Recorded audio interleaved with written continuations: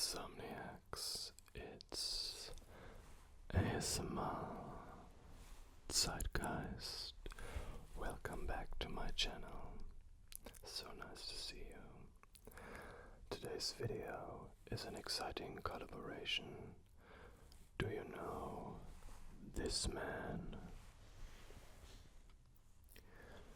This is an insane criminal called the Lobster Boy. He is just one of the many bizarre characters that the one and only TirarADeguello, and I really hope I said that right, has created. Today we're gonna do a role play where I play the part of a forensic sketch artist who draws a composite sketch from this villain. You can watch the role play with my voiceover on Tirar's channel. I put the link in the description.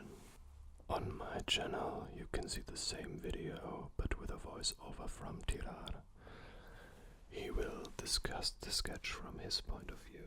So have fun watching this and hopefully some nice tingles.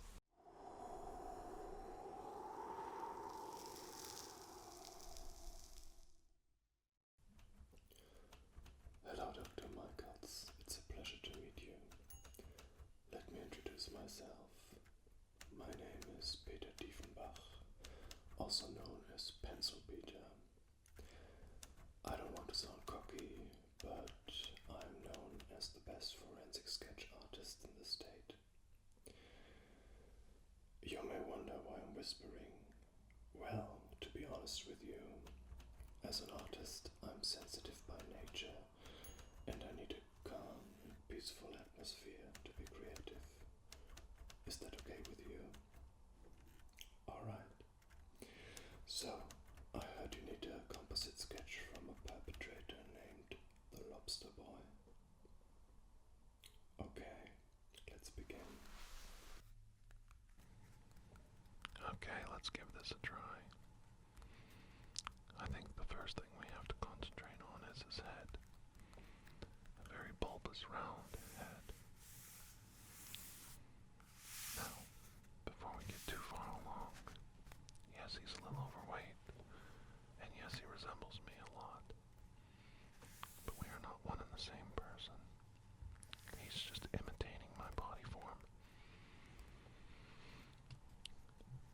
The Lobster Boy is not me, just someone who chooses to look like me.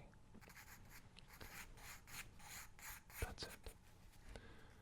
Make him more round, bulbous head. Like I said, a little overweight, very little hair on his scalp. And he always has such an awful visage on his face. That definitely looks a lot like him. Somewhat babyish, like a giant baby Huey. You definitely seem like you have a talent for using a pencil. I can see you were trained. Why they haven't hired you a job here, really don't know. But we'll see if we can get that rectified. He is very muscular. He looks like he's not, but he actually is. Lots and lots of muscle mass that he hides under a layer of insulating fat. This helps him in the ocean when he swims at great depths and cold temperatures. Like many animals of the ocean, he needs that insulation to protect himself. He's definitely a modern freak. Self-made. A self-made freak show all by himself.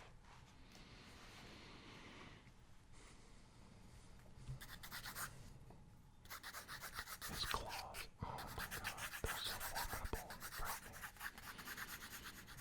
They're not digits of his fingers, but some maniacal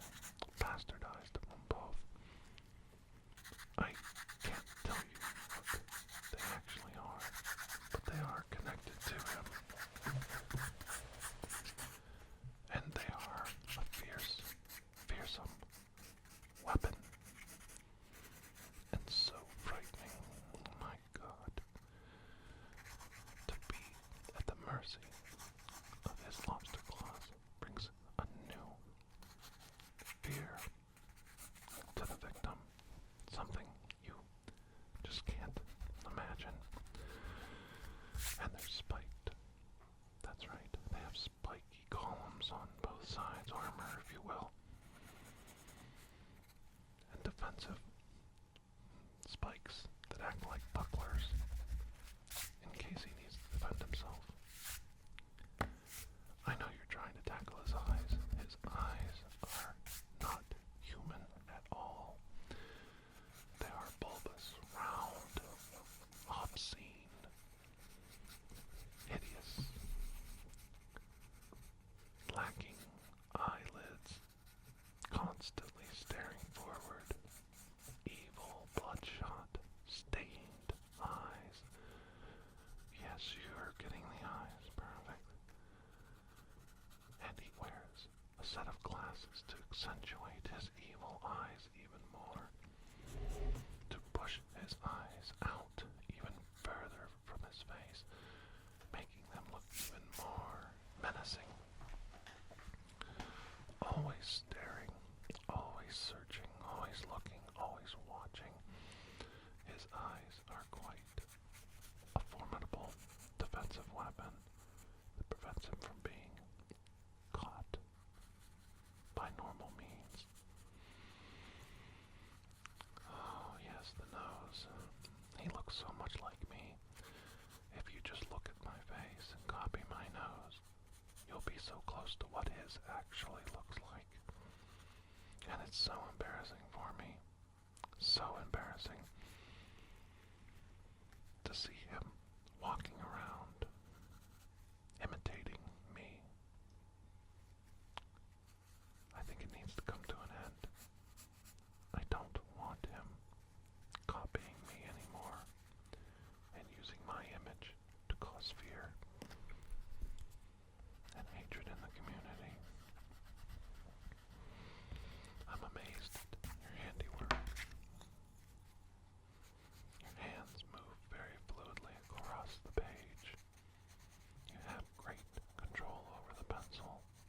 It's obvious you have a love for your art, and I admire that. I hope others admire it as well. Yes, his chin, a double, triple chin, and a huge evil smile like the Joker, right out of the Batman comic books. A hideous, hideous mouth, perfect teeth, smiling, grinning, yellow, nasty, unkept teeth. It's a wonder he's not in a dentist chair more often. And those lips, those red, wide, Joker-like lips, so hideous, so fearful, stained from the blood of his victims. Ears flat to his head, very little hair on his scalp.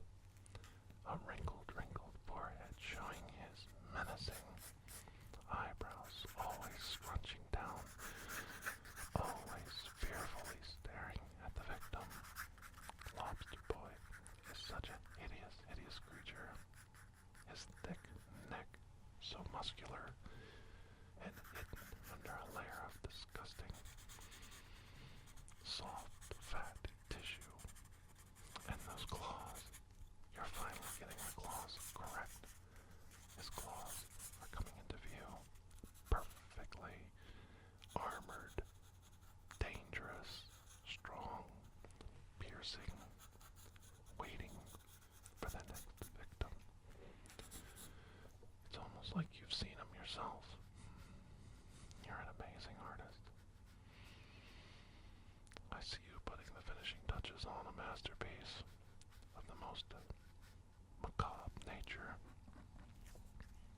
Something so beautifully hand-done could have such a strange and frightening image appear.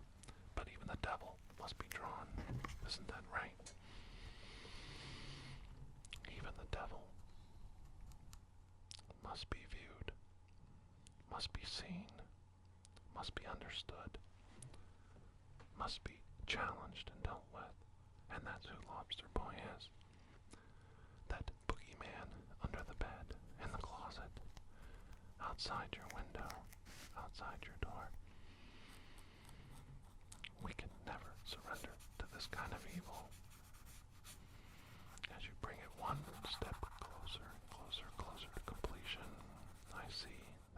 understand the evil of the world.